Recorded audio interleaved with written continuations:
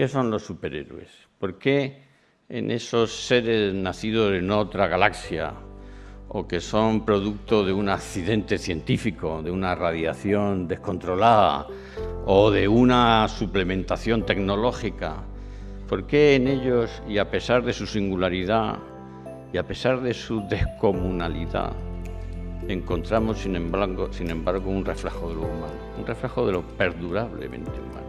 ¿Qué hay en los seres excepcionales, con poderes excepcionales, con capacidades excepcionales, que sin embargo nos permitan averiguar, entrever, intuir que no solo no se excluyen de la humanidad, sino que se preservan en ella? ¿Qué hace de Superman o de los mutantes o de cualquier otro de los superhéroes un cierto reflejo de humanidad? ¿Lo que permite ver ahí lo humano y revelarlo y mostrarlo es algo nuevo? ¿O es lo que siempre ha sido y forma parte de la literatura heroica? ¿Por qué en el héroe, que es un ser tan excepcional, sin embargo adivinamos lo común? Y ahí la condición de héroe nos muestra que la singularidad que revela lo común, la singularidad descomunal que revela lo común, es la perfección. Y eso es precisamente lo que distingue al héroe del monstruo. En el monstruo también hay una singularidad descomunal, también hay una naturaleza excepcional, también hay poderes excepcionales, y sin embargo lo que no encontramos en el monstruo es la armonía, la proporción, las partes debiéndose las unas a las otras, sino más bien las partes que no se pertenecen las unas a las otras, que no componen una unidad armónica, que no constituyen una sola perfección, sino que la desintegran. Pensar en Frankenstein, tan poderoso como los héroes clásicos, como Ajax, y sin embargo monstruoso. Monstruoso porque en el monstruo la medida de lo humano está excedida pero rota. En el héroe la medida de lo humano está excedida pero preservada, perfeccionada, culminada, revelada. Y esa medida descomunal, sin embargo, se convierte en la medida que revela lo humano, que le da cumplimiento. La convierte, hablando en griego, en canónica.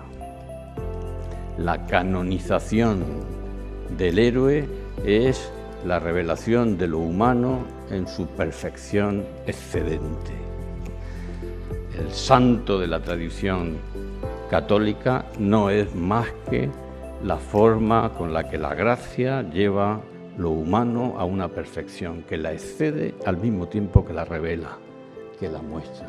Se canoniza al que, según la tradición católica, ha vivido las virtudes en grado heroico, o sea, en grado excedente, en grado más allá de la medida común, y sin embargo en él se muestra lo común de lo humano. ¿Por qué celebramos un récord? ¿Qué tiene, aunque sea en un hecho tan poco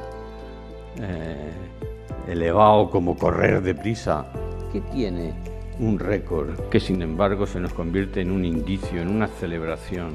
Pues tiene que aquellos hombres que hacen por primera vez algo, que hacen algo suficientemente original, cuando lo hacen, no lo hacen a solas. En y con ellos lo hacemos todos. Un récord mundial es algo que podemos documentar como una acción, un logro realizado por primera vez. Lo primero es la forma más pobre de la originalidad, pero es una forma de originalidad.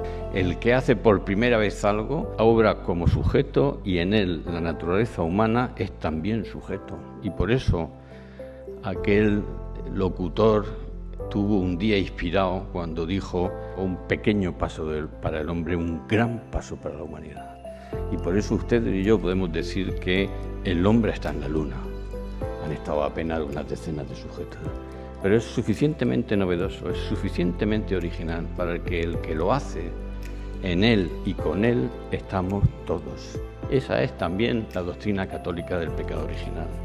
La doctrina del pecado original es que esa originalidad nefasta es un acto en el que actuaba el sujeto individual que era culpable, y con Él actuaba toda nuestra naturaleza. Y por eso, con Él y en Él estábamos todos, como con Él y en Él estamos todos en el nuevo Adán, en el Cristo que hizo una actuación suficientemente original, más que suficiente, impensablemente original, donde no solo obraba Él, sino que obraba el Hijo del Hombre, y con Él el hombre. Esa es la singularidad del héroe, esa es la singularidad en la que el exceso, en este caso mostrado como primicia, como pionero, pero también como una originalidad. Todo acto libre tiene la suficiente originalidad, tiene el suficiente alcance para contenernos a todos.